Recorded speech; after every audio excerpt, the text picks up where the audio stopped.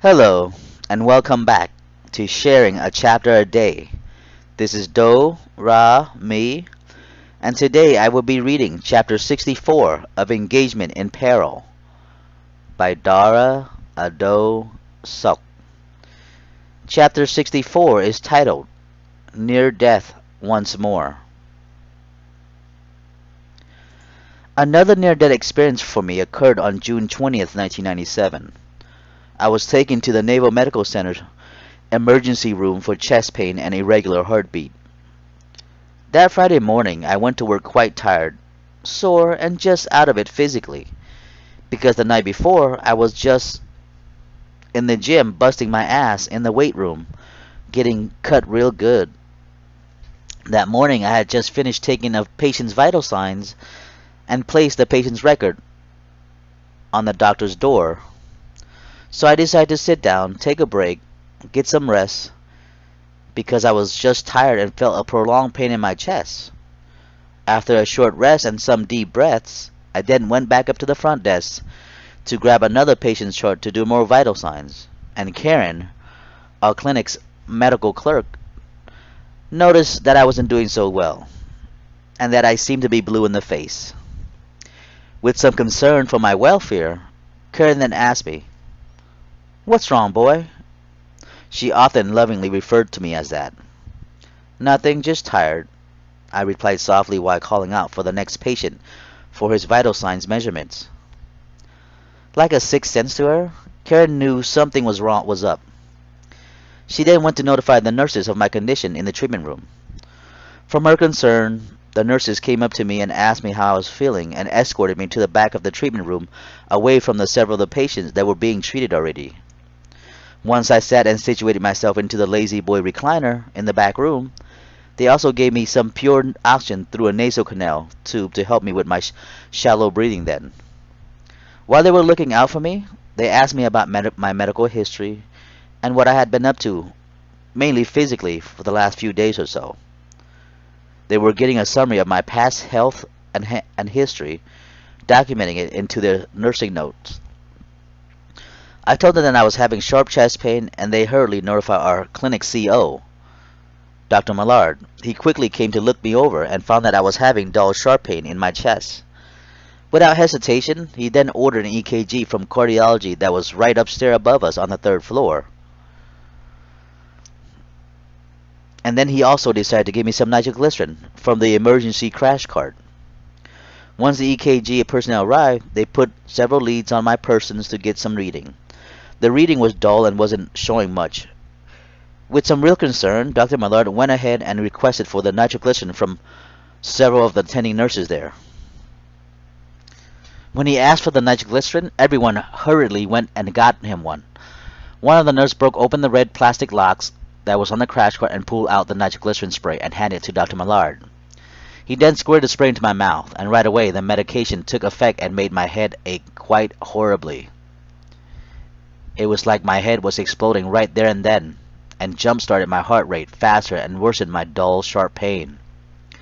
I screamed in agonizing pain once the nitroglycerin was inside my bloodstream. The captain then called down to the emergency room to let them know that I was coming down and that they needed to set up for a cardiac patient arriving within minutes. You were in quite the pain then, Dara. None like you had ever felt before. And that nitroglycerin didn't help either. For some reason, it made your condition worse.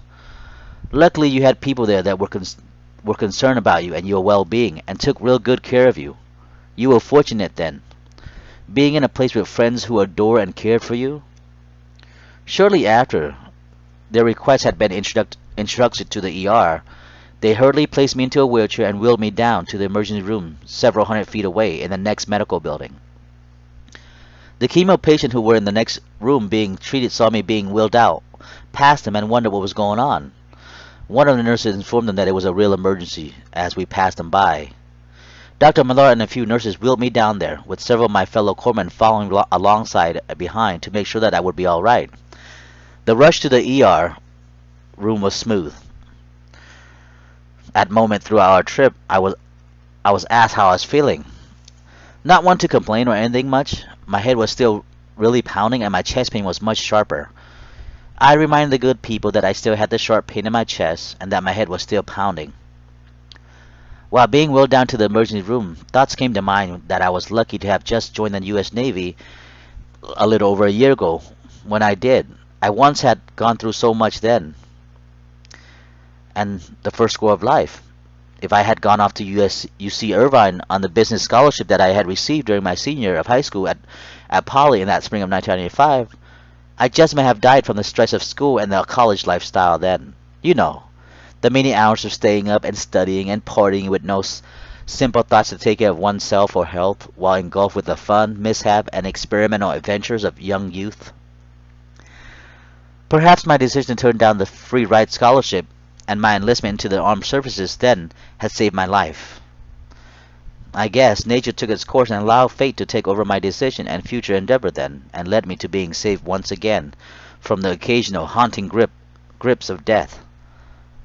While taking my last few breaths of life then, I realized that maybe, just maybe, someone upstairs was looking out for me. Once I got to the emergency room, there was already a cubicle set up and ready for me. Right away, they hooked me up with the IV and painkillers, and then they ordered several test stats, a chest X-ray, blood test, placed me on the EKG monitor throughout the whole ordeal of my medical emergency treatment. Dr. Millard and some of the hematology oncology clinic and staff then had left me to the emergency room medical personnel to take care of me. Still with concerns, they gave me warm wishes and advised me that they would come down periodically to check up on me. I thanked them for their concerns and said goodbye for the time being.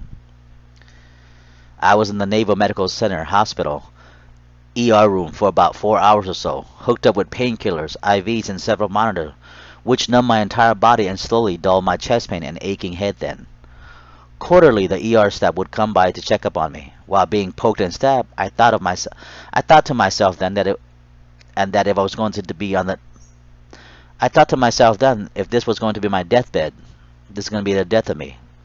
I only wish I could say goodbye to my mother and benevolence, my family, tell them that I love them and that I would miss them as well. Of course, I wanted to say goodbye or see someone as well then on my deathbed. I wanted to see Shinshin once again, only for a second or two. That was all that I wanted then. You were quite the pincushion then, Dara. People left and right were stabbing at you and into you. Luckily, you didn't bleed out before they could save you in the process. After that, people still loved and cared for you. They were really your friends then, coming by every so often to make sure that their best corpsman was doing okay. You have changed for the worse, though. For this I can say. You just need to wake the fuck up and get back to your old self, Dara. After the chest X-ray results had come back from the radiology, they diagnosed that I had musculoskeletal chest pain, also known as minor angina. They said that the distress occurred due to my overexertion the previous night in the weight room. I was advised not to work out for several weeks and take it easy, and to check in with staff sick call by the next morning, which I didn't do because I had left for Long Beach that evening after I left the ER and checked out of the emergency room and went back to my clinic because I wanted so bad to be with my family then. What was I thinking then? If I should die, I would rather die near Mom and my siblings. So I left without telling anyone that Friday afternoon and got into some trouble when I returned that Sunday evening. My BEQ room was searched and ransacked, and I wasn't there over the weekend, so they were concerned of where I went and maybe I've died somewhere. While on the makeshift gurney bed in the ER room, Commander Jackson, the lovely buxom endocrine doctor from next door, came down to check on me as well.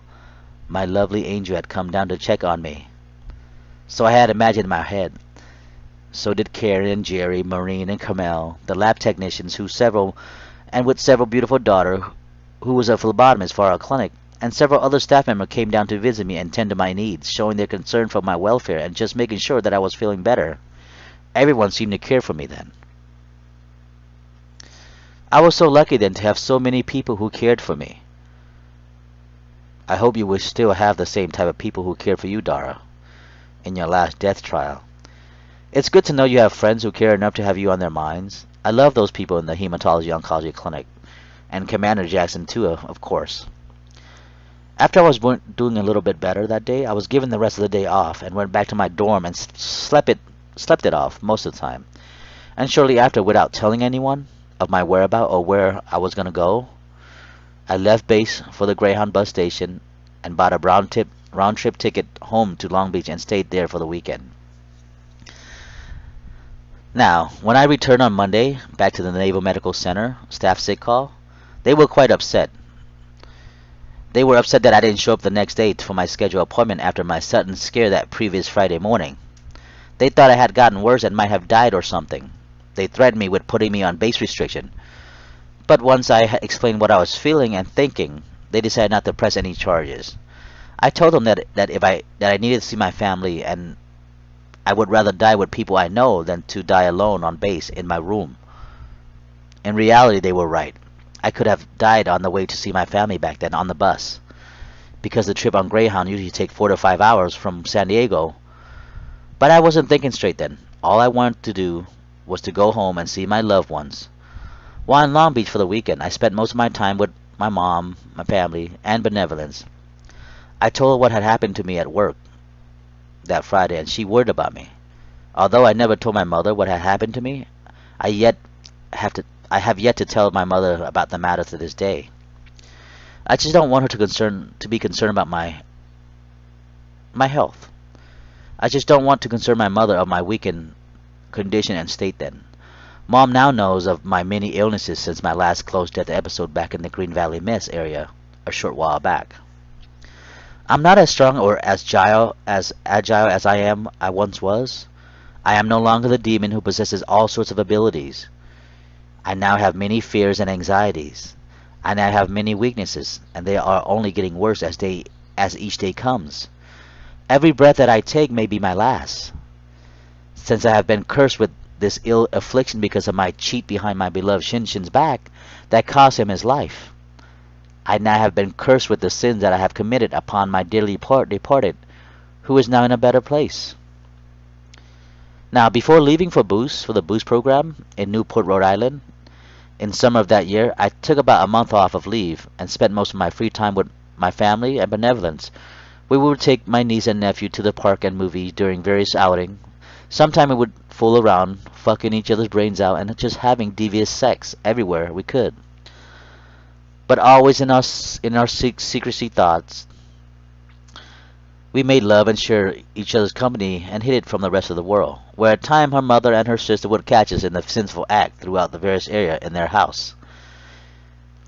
Before checking out of my command at the Naval Medical Center in San Diego, Balboa, my clinic threw me a good luck and farewell party at a fancy restaurant in La Mesa.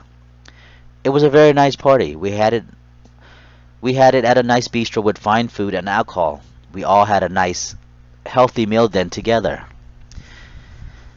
I was given several gifts and best wishes from the doctors, nurses, and my fellow corpsmen. I received a light blue JanSport backpack that lasted a very long time. A staff picture that was framed in a nice wooden frame which everyone signed and wrote their best wishes and regards for me.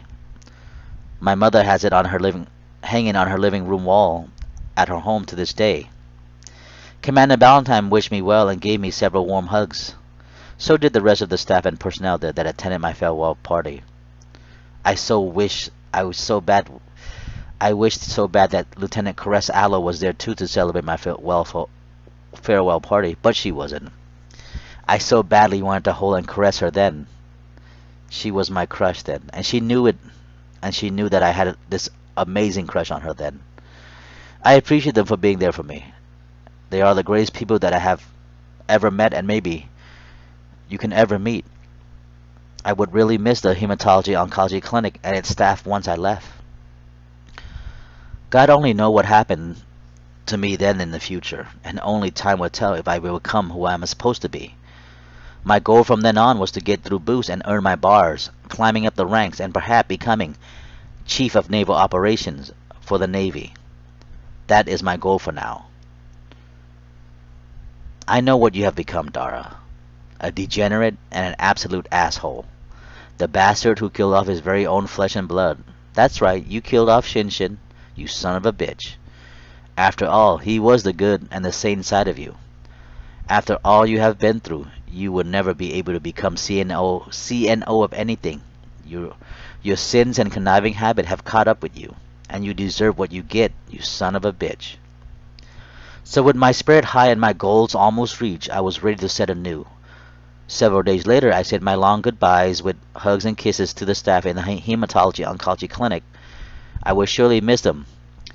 Once I left their site, I then checked out of the Naval Medical Center Command through the quarterdeck, the personnel office, and got my new orders and headed for Newport, Rhode Island, where my new adventure awaits.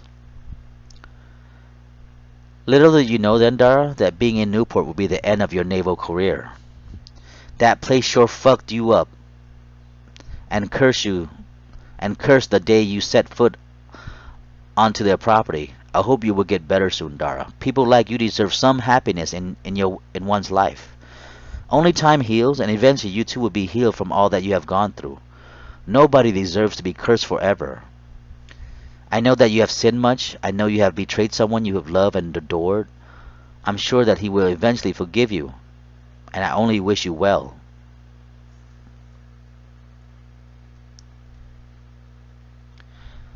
Thank you for listening. This is the end of Chapter 64. Be on the lookout for Chapter 65, titled Boost, Officer Candidate School. This is Do, Ra, Me, and I'll see you later. Thank you.